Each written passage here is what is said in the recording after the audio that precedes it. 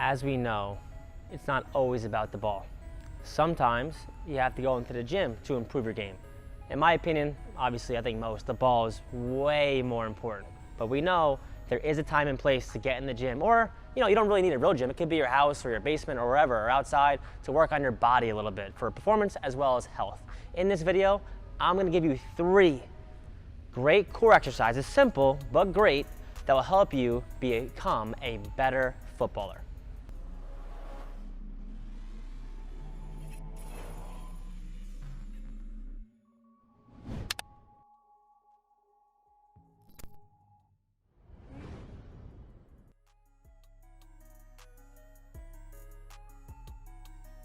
Getting into the exercises now. This first exercise has a special place in my heart because the first injury I ever had was called, a sports hernia. It's when your abdomen rips off your pelvis. So I have a scar here and I have a scar here. A lot of my friends had the same surgery. It's very common in soccer players, football players, hockey players, anyone who does a lot of cutting or swinging. So when I was younger, I always had abs. I always thought I had a strong core because I had abs. And I'm sure a lot of you watching this can relate. You're all skinny soccer players like I was, and you probably have 6-packs or 8-packs, and you think you have a strong core. Well, just because you have abs doesn't mean you're strong. You're probably just skinny, like I was.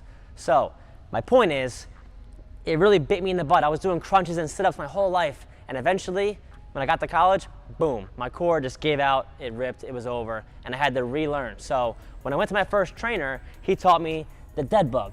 The dead bug, as most of you know, is when you lay on your back, you got your legs up, your arms up, and the most important part of the dead bug is keeping your lower back flat. For me, I was always like this.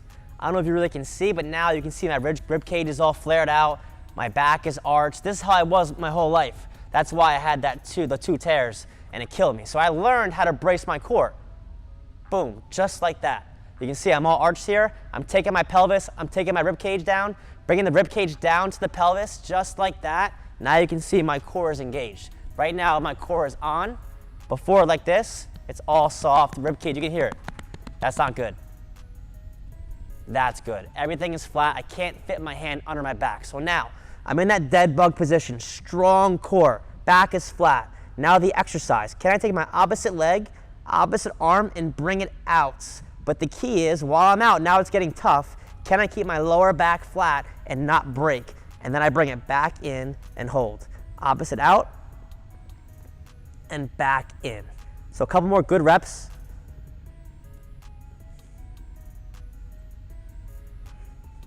And a bad rep here. Look, as it goes out, see how I'm arching again? There goes that rib cage. Boom. Now my core is doing nothing.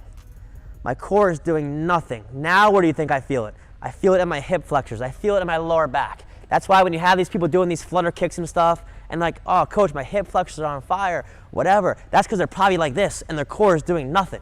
If you can engage your core and do this stuff, whether it's this or maybe a hollow rock, whatever it is, right now I am burning right here because my lower back is flat. The minute you lose that, terrible. Lower back in pain, hip flexor in pain, you're just gonna get tighter. You're not doing anything. Yeah, it's gonna be tough, but you're working the wrong muscles. So now, last thing, couple good reps, opposite arm, opposite leg, out and back.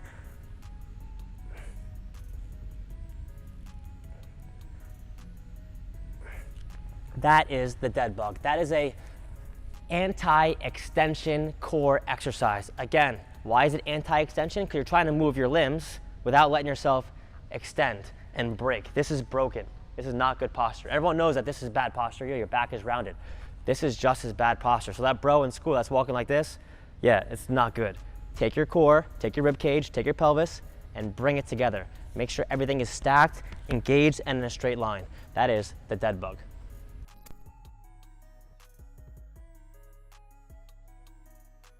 In that first exercise, the dead bug was all about anti-extension, not letting any flare happen in the ribcage, staying intact, pelvis to ribcage perfectly. In this one, it's all about, the oblique area, the side, anti-lateral flexion. We don't want to flex. We want to stay tight and stay long and stay straight, and we're going to work a little bit of groin as well. So this is a more advanced version of the side plank. What you'll need, your body obviously, and a bench like this. It could be a bench, it could be a chair, it could be anything around this height that you have at home. Be creative, find something around that height that will work for you. On this one, you're gonna come down. A scaled option, as you know, a side plank would be on the elbow. A little harder is on the hand. we're gonna go the hand, work some shoulder stability as well. On this one, the leg comes up. You raise up into a side plank, get tight, you can raise the arm if you want, and try to stay as tight as you can and keep those hips up. As you get tired, you're gonna see this start to happen. A little bit of sag, you're losing it, you're getting that flexion, you don't want that. Stay up. Engage that right groin, stay tight, abs engaged, stay as long as you can. Right now, my core is on fire. My groin is on fire. My core here has to engage and work to keep me up. As it gets tired, it's gonna get weak and I'm gonna start falling here. That's that lateral flexion. You don't want that. Can you stay up? So again, I'll give you 5 good seconds here because I'm an old man and I can't hold it that long. 1, 2, 3, 4, and 5. Obviously, you can spin around and work the other side as well, the left groin, the other oblique area. But again, the first exercise, you're gonna feel here. That one, on my side, I'm gonna feel here. And obviously, by having the groin up as well, I'm obviously gonna feel it here as well. As soccer players, you need that core, but also, you gotta have healthy, strong groins as well. So that is, I think it's called a Copenhagen. Don't quote me on that, look it up. But either way, just copy the video.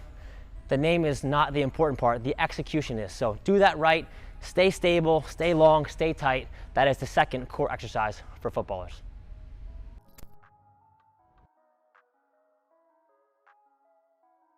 Third and final exercise in this video is the Payback Press. First exercise, anti-extension. Second exercise, anti-lateral flexion. And the third one, anti-rotation. In English, anti-extension, we want to be here. We don't want to extend. That's why your back was flat on the ground. That should make sense. The second one, you're in that plank. Say I'm straight, right? And all of a sudden I start to sink my hip towards the ground. Now I'm starting to flex. We don't want anti-flexion. So boom, stay straight. That's perfect, right? And the third one, anti-rotation. We don't want to rotate. So on this one, I want to stay square as I go. I don't want to rotate. I don't want that to happen. I'm fighting the rotation and I want to stay straight. So when someone hears me ramble all that stuff, that's what I mean. So hopefully that helps you. On this one, anti-rotation, we don't want to rotate. Can we stay tight through the core and not get moved around by this band? So you need one band, something to tie it to, a goal, a pole, anything, something that's not going to move, all right? And obviously you got to find where you want to stand. The farther you go out, the harder it is. This is easy.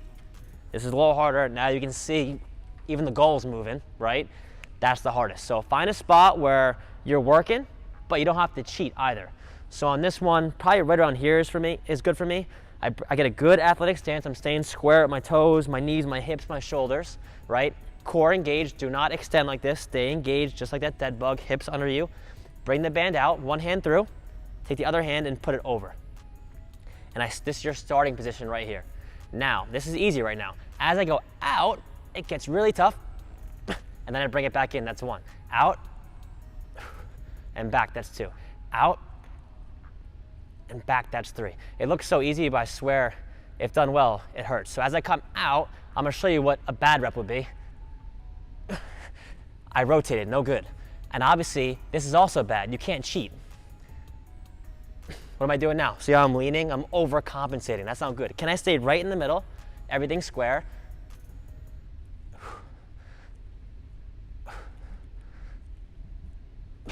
Also, keep your shoulders down. Don't start going like this. I see this a lot as well. Shoulders up, relax your shoulders, keep everything off, just work the core. Anti-rotation. Do not let the band take you. Stay square, out and back.